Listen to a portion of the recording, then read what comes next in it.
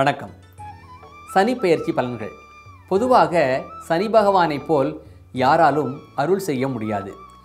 ஏனென்றால் அவர் மிகவும் நியாயமானவர். அதனால்தான் தராசு போன்ற துலாம் ராசியில் அவர் உச்சம் பெறுகிறார். நமக்கு நன்கு தெரியும் நமது செய்கைகள் யாவும் பஞ்சேந்திரியங்களால் ஊக்குவிக்கப்படுகின்றன என்று. 5 வகையான உணர்வுகள் யாவன: பார்த்தல், கேட்டல், நுகருதல், ருசித்தல் மற்றும் ஸ்பரிசித்தல். நாம் நமது 6வது அறிவை பயன்படுத்தி செயல்களை நிகழ்த்துகிறோம். சில காரியங்களை வேண்டுமென்றே செய்கிறோம். சில காரியங்களை உள்நோக்கம் ஏதும் இல்லாமல் செய்கிறோம்.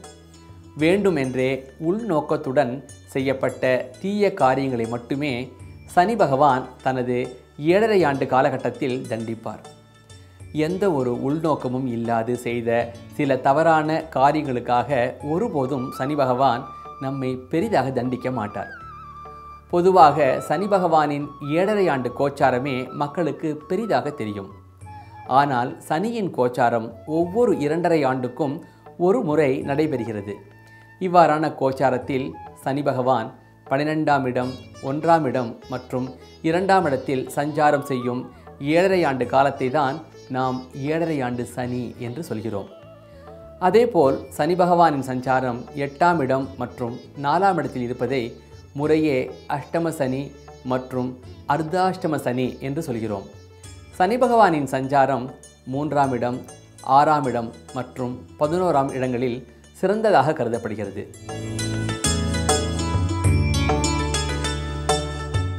2013ஆம் ஆண்டு பிப்ரவரி மாதம் 19ஆம் தேதி முதல் 2013ஆம் ஆண்டு ஜூலை மாதம் 8ஆம் தேதி வரை சனி பகவானின் சஞ்சாரம் துலாம் ராசியில் ராகு சாரத்தில் வக்ரகதியில் இருக்கும். இக்காலகட்டத்தில் ராகுவின் சாரம் பெறும் சனி பகவான் வக்ரகதியில் மீண்டும் சுழல்கிறார். இது சில சாதக பலன்களை ஏற்படுத்தும். எதிராளிகளுடன் உண்டாகும் விரோதத்தை தங்களது யுக்திகளால் திறம்பட சமாளித்து பிரச்சனையை தவிர்ப்பீர்கள். தலைக்கு வந்தது தலைப்பாகையுடன் சென்றது என்ற வசனத்திற்கு ஏற்ப இழப்புகளின் தாக்கம் கணிசமாக குறையும். சில தவறான காரியங்களை செய்யலாம் என்ற எண்ணமும் கட்டுக்குள் அடங்கும்.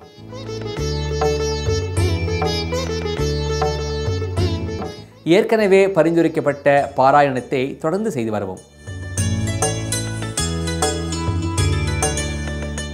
2013ஆம் ஆண்டு ஜூலை மாதம் 9ஆம் தேதி முதல் 2013ஆம் ஆண்டு நவம்பர் மாதம் 4ஆம் தேதி வரை சனி பகவானின் சஞ்சாரம் துலாம் ராசியில் ராகு சாரத்தில் இயல்பு நிலையில் இருக்கும்.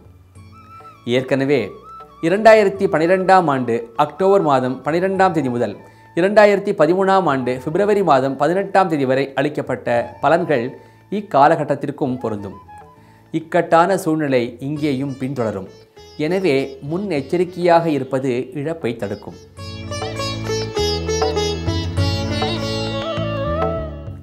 ராகு பகவானையும் சனி பகவானையும் வணங்குவதை வழக்கப்படுத்திக் கொள்ளவும்.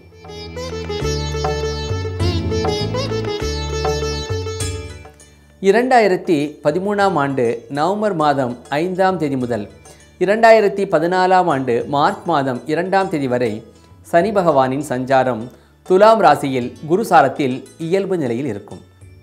இக்காலகட்டத்தில் குருவின் சாரம் பெறும் சனி பகவான் தங்கள் ராசிக்கு 2ஆம் இடத்தில் இயல்பு நிலையில் சஞ்சாரம் செய்கிறார். தங்கள் ராசிக்கு குரு பகவான் அவ்வளவு யோகக்காரகன் என்று சொல்வதற்கு இல்லை. எனவே பாதகாதிபதியின் சாரத்தை பெறும் சனி பகவான் அதிக வேலைப்பளுவை ஏற்க வைப்பார்.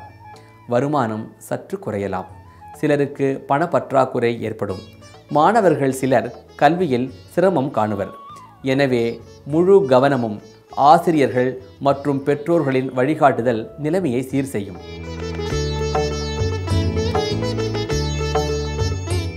குரு பகவானுக்கு ஹோமம் செய்யவும். பார்க்க www.astrovet.com.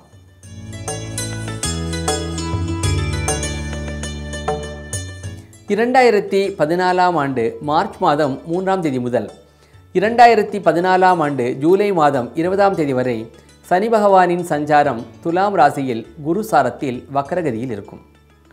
இக்காலகட்டத்தில் தங்கள் வாழ்க்கை துணையின் ஆதரவை பெறுவீர்கள். உயரிய மனிதர்களுடன் நட்பு கிட்டும். அது உங்களுக்கு நன்மையே பயக்கும். மாணவர்களின் திறமைக்கு தகுந்த பாராட்டுகள் கிடைக்கப்பெறும். திருமண ஏற்பாட்டிற்கான அறிகுறிகள் தென்படுகிறது. ஏனென்றால் 7.5 ஆண்டு சனியிலிருந்து விரைவில் விடுபட இருக்கும் தங்களுக்கு ஏதாவது நல்லது நடக்காமல் போகுமா? எனவே அதற்கான உரிய காலமே இது.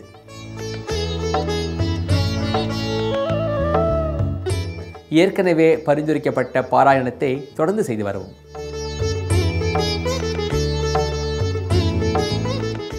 2014 ஆண்டு ஜூலை மாதம் 21ஆம் தேதி முதல் 2014ஆம் ஆண்டு நவம்பர் மாதம் 2ஆம் தேதி வரை சனி பகவானின் சஞ்சாரம் துலாம் ராசியில் குருசாரத்தில் இயல்பு நிலையில் இருக்கும். சனி பகவான் உங்களுக்கு இக்காலகட்டத்தில் சாதகமாக இருந்து தங்களது பொறுமைக்கு பரிசளிப்பார். இக்காலத்திற்கு பின் சனி பகவானானவர் தங்களது ராசிக்கு 3ஆம் இடத்திற்கு பயணிக்கிறார்.